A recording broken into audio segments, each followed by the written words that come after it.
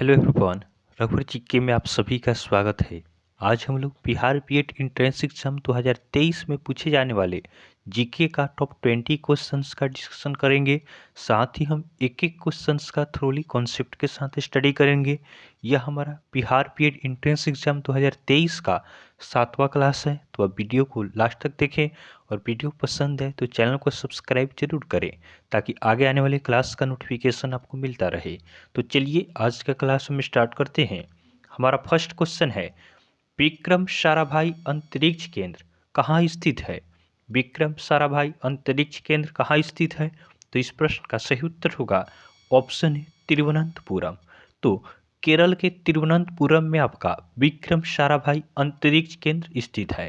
ध्यान देंगे, विक्रम साराभाई भारतीय अंतरिक्ष अनुसंधान समिति के प्रथम अध्यक्ष थे। तो आप इसे भी याद रखेंगे। नेक्स्ट क्वेश्चन है, रक्त थक्का बनने में सहायक विटामिन कौन सा है? तो रक्त के थक्का बनने में सहायक विटामिन कौन सा है? तो इस प्रश्न का सही उत्तर होगा ऑप्शन सी विटामिन के। तो रक्त का थक्का बनने में आपका सबसे ज़्यादा हेल्प करता है विटामिन के। अब रक्त है तो रक्त के बारे में कुछ इंपॉर्टेंट पॉइंट्स को हम जानते हैं कि रक्त का मुख्य रूप से आपका ऑक्सीजन का वाहक होता है। रक्त क्या होता है? रक्त आपका मुख्य रूप से ऑक्सीजन का वाहक होता है। उसके बाद रक्त का पीएच मान 7.4 होता है। इसलिए रक्त क्या होता है? रक्त का नेचर आपका क्षारीय होता है। हमने आपको बताया है कि जिसका पीएच मान 7 से अधिक होगा वह आपका क्षारीय होगा और जिसका पीएच मान 7 से कम होगा वह अम्लीय होगा। उसके बाद आप याद रख सकते हैं कि रक्त का कोशिकीय भाग रुधिराणु कहलाता है। नेक्स्ट क्वेश्चन है, लोहे के जंग में उत्तरदायी होता है। तो लोहे के जंग में उत्तरदायी कौन सा होता है? तो लोहे में जंग लगता है आपका ऑक्सीजन और नमी के कारण। तो हमारा सही आंसर होगा ऑप्शन सी उपयुक्त दोनों। क्या होता है कि आप देखते होंगे कोई भी हम लोहा का जो वस्तु होता है इसको हम बाहर रख देते हैं खुले स्थान में, तो कुछ दिनों बाद क्या होता है उसमें जंग लगने लगता है। तो उसका कारण क्या है? उसका कारण है आपका ऑक्सीजन और जो नमी उसमें लग जाता है, उस नमी के कारण आपका मॉइस्चर के कारण आपका क्या होता है? लोहे में जंग लगने लगता है। नेक्स्ट क्वेश्चन है, सर्वाधिक हल्की धातु कौन सी है? सर्वाधिक हल्की धातु कौन सी है? तो इस प्रश्न का सही उत्तर होगा ऑप्शन बी लिथियम। लिथियम आपका सबसे हल्का धातु है और लिथियम यह आपका सबसे कम घनत्व वाला ठोस पदार्थ भी है। इसके बाद आप याद रख सकते हैं कि सबसे भारी धातु कौन सा है। तो सबसे हल्का तो हमने जान लिया लिथियम होता है, लेकिन सबसे भारी धातु आपका ओस्मियम होता है। कौन होता है? तो सबसे भारी धातु आपका ओस्मियम है। नेक्स्ट क्वेश्चन है, आग बुझाने के लिए प्रयोग किया जाता है। आग बुझाने के लिए किसका प्रयोग किया जाता है? तो इस प्रश्न का सही उत्तर होगा ऑप्शन डी कार्बन डाइऑक्साइड। तो आग बुझाने के लिए हम कार्बन डाइऑक्साइड का यूज़ करते हैं और दहन के लिए अगर आग लगाना हो तो दहन के लिए किसका यूज करेंगे? तो आग आपका लगने के में कौन सा सहायक होता है? यह आपका ऑक्सीजन इसमें उत्तरदायी होता है। तो दहन के लिए आपका उत्तरदायी ऑक्सीजन हो गया और आग बुझाने के लिए आपका कार्बन डाइऑक्साइड का हम यूज करते हैं। नेक्स्ट क्वेश्चन है, वह युग जब पत्थरों के औजार उपयोग किए जाते थे को किस नाम से जाना जाता है? तो वह युग जब पत्थरों के औजार उपयोग किए जाते थे को किस नाम से जाना जाता है? तो पत्थर का यूज किया जाता था। तो पत्थर के यूज से आप याद रखेंगे क्या? पाषाण युग। तो ऑप्शन बी हमारा सही उत्तर होगा। पाषाण मीन्स क्या होता है? पत्थर। तो ऐसा युग जिसमें आपका पत्थर का ही यूज किया जाता था उसको पाषाण युग कहा गया। और पाषाण युग को 3 भागों में बांटा गया है। एक आपका है पूरा पाषाण युग, दूसरा है मध्य पाषाण युग और तीसरा आपका है नवपाषाण युग। नेक्स्ट क्वेश्चन है, पूरा पाषाण युग के मानव द्वारा किया गया प्रथम आविष्कार क्या था? तो पूरा पाषाण युग के मानव द्वारा किया गया प्रथम आविष्कार कौन सा था? तो इस प्रश्न का सही उत्तर होगा ऑप्शन डी आग। तो पूरा पाषाण के मानव ने सबसे पहले आपका आग की खोज की। नेक्स्ट क्वेश्चन है, आदि मानव ने सबसे पहले किस पशु को पालतू बनाया? तो आदि मानव द्वारा बनाया गया सबसे पहला पालतू जानवर कौन सा था? तो इस प्रश्न का सही उत्तर होगा ऑप्शन है कुत्ता। तो कुत्ता को सबसे पहले आपका आदि मानव ने पशु बनाया। नेक्स्ट क्वेश्चन है, मानव ने सबसे पहले किन अनाज फसलों की खेती शुरू की? तो मानव ने सबसे पहले किन अनाज फसलों की खेती शुरू की? तो इस प्रश्न का सही उत्तर होगा ऑप्शन सी जौ। तो सबसे पहले मानव द्वारा अनाज की फसल शुरू की गई जौ और गेहूं की। नेक्स्ट क्वेश्चन है, संविधान के निर्माण में कुल कितने दिन लगे? संविधान के निर्माण में कुल कितने दिन लगे?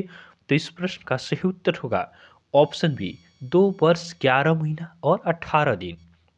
हमारे संविधान बनने में आपका 2 वर्ष 11 महीना और 18 दिन लगा। नेक्स्ट क्वेश्चन है, यहाँ पे आपका 18 दिन होगा, 18 माह न होगा। तो संविधान बनने में आपका लगा 2 वर्ष 11 माह और 18 दिन। नेक्स्ट क्वेश्चन है, भारतीय संविधान सभा की प्रारूप समिति के अध्यक्ष कौन थे? भारतीय संविधान सभा की प्रारूप समिति के अध्यक्ष कौन थे? तो प्रारूप समिति के अध्यक्ष थे आपका डॉक्टर भीमराव अंबेडकर। तो हमारा सही आंसर होगा ऑप्शन ए कि भारतीय संविधान सभा की प्रारूप समिति के अध्यक्ष डॉक्टर बी.आर. अंबेडकर थे। और संविधान सभा के प्रारूप समिति के सदस्यों की संख्या कितनी थी? तो संविधान सभा के प्रारूप समिति के सदस्यों की संख्या आपका 7 थी। तो आप इसे भी ध्यान रखेंगे। नेक्स्ट क्वेश्चन है, भारतीय संविधान कब अंगीकृत किया गया था? हमें बताना है कि भारतीय संविधान कब अंगीकृत किया गया था। यहाँ पे बच्चे काफ़ी ज़्यादा फंसते हैं। बच्चे इसका आंसर दे देते हैं आपका 26 जनवरी 1950, लेकिन ये नहीं होगा। इसमें है कि भारतीय संविधान को लागू करने का इसमें बात नहीं है, कब उसको अंगीकृत किया गया। तो इस प्रश्न का हमारा सही उत्तर होगा ऑप्शन सी 26 नवंबर 1949 को हमारा संविधान क्या होता है? अंगीकृत होता है। लेकिन हमारा संविधान लागू कब होता है? तो संविधान लागू होता है 26 जनवरी 1950 को।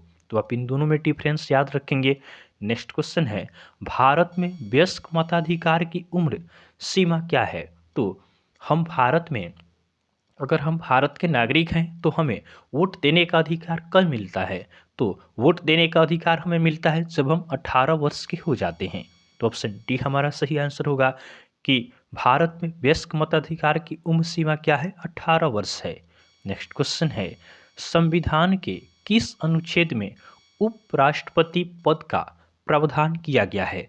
तो संविधान के किस अनुच्छेद में बताया गया है कि हमारे देश में एक उपराष्ट्रपति भी होंगे? तो इस प्रश्न का सही उत्तर होगा ऑप्शन बी अनुच्छेद आपका 63। तो अनुच्छेद 63 आपका बताता है कि क्या संविधान में क्या होंगे? हमारे देश में एक उपराष्ट्रपति होंगे, जो आपका अनुच्छेद 63 आपका वर्णन करता है। उसके बाद अनुच्छेद आपका 64 का बात करें तो अनुच्छेद 64 आपका कहता है कि राज्यसभा का पदेन सभापति होंगे उपराष्ट्रपति। तो अनुच्छेद 63 बताता है कि हमारे देश में क्या होंगे? एक उपराष्ट्रपति होंगे। और 64 अनुच्छेद कहता है कि उपराष्ट्रपति आपका राज्यसभा के अध्यक्ष होंगे। नेक्स्ट क्वेश्चन है, सबसे लंबे समय तक भारत के राष्ट्रपति कौन रहे? सबसे लंबे समय तक भारत के राष्ट्रपति कौन रहे? तो इस प्रश्न का सही उत्तर होगा ऑप्शन है डॉक्टर राजेंद्र प्रसाद। तो डॉक्टर राजेंद्र प्रसाद ये सबसे लंबे समय तक भारत के राष्ट्रपति रहे। कितने दिनों तक रहे? तो ये 12 साल तक रहे। नेक्स्ट क्वेश्चन को देखते हैं, सर्वसम्मति से निर्वाचित भारत के राष्ट्रपति कौन थे? तो सर्वसम्मति से निर्वाचित भारत के राष्ट्रपति कौन थे? तो इस प्रश्न का सही उत्तर होगा ऑप्शन बी आपका, इसका आंसर आपका होगा option D doctor Sanjeev Reddy. कौन सा आंसर होगा? आंसर इसका हमारा होगा option D N Sanjeev Reddy. तो सर्वसम्मति से निर्वाचित भारत के राष्ट्रपति कौन थे? एन संजीव रेड्डी। तो इनके बारे में हम जानते हैं, यहाँ पे है कि सर्वसम्मति से निर्वाचित, अर्थात इनका कोई विरोध न किया गया, ये आपका निर्विरोध चुने गए। तो हमारा सही आंसर होगा option D N Sanjeev Reddy. ये आपके सर्वसम्मति से निर्वाचित भारत के राष्ट्रपति थे। नेक्स्ट क्वेश्चन है, सरदार सरोवर परियोजना किस नदी पर बनाई गई है? सरदार सरोवर परियोजना किस नदी पर बनाई गई है? तो इस प्रश्न का सही उत्तर होगा ऑप्शन ए नर्मदा। तो आपका सरदार सरोवर परियोजना ये आपका नर्मदा नदी पर बना है, जो आपका गुजरात के नौगाम के पास नर्मदा नदी पर बना है। नेक्स्ट क्वेश्चन है, सौरमंडल का सर्वाधिक चपटा ग्रह कौन सा है? सौरमंडल का सर्वाधिक चपटा ग्रह कौन सा है? तो इस प्रश्न का सही उत्तर होगा ऑप्शन सी शनि। तो शनि के आपका तीव्र गति के कारण यह आपका कैसा प्रतीत होता है? चपटा प्रतीत होता है। तो इसे आपका सौरमंडल का सर्वाधिक चपटा ग्रह कहा जाता है शनि। और शनि ग्रह का रंग आपका पीला है, तो आप इसे भी ध्यान रखेंगे। नेक्स्ट क्वेश्चन है, आंतरिक ग्रहों की संख्या कितनी है? आंतरिक ग्रहों की संख्या कितनी है? तो आंतरिक ग्रहों की संख्या आपका 4 है, तो ऑप्शन बी हमारा सही आंसर होगा। और आंतरिक ग्रह कौन कौन से हैं? तो फर्स्ट के 4 ग्रह, तो ये आपके हैं बुध हो गया, शुक्र हो गया, पृथ्वी और मंगल। और बाह्य ग्रहों की बात करें तो बाह्य ग्रह आपके हो गए बृहस्पति, शनि, अरुण और वरुण। तो आप इन दोनों को ध्यान रखेंगे। आज का हमारा लास्ट क्वेश्चन है, फोबोस और डीमोस किस ग्रह का उपग्रह है?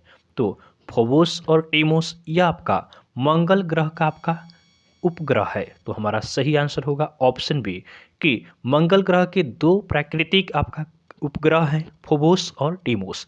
तो इस तरह हमने बिहार बीएड एंट्रेंस एग्जाम 2023 के लिए टॉप 20 जीके क्वेश्चंस का डिस्कशन किया है।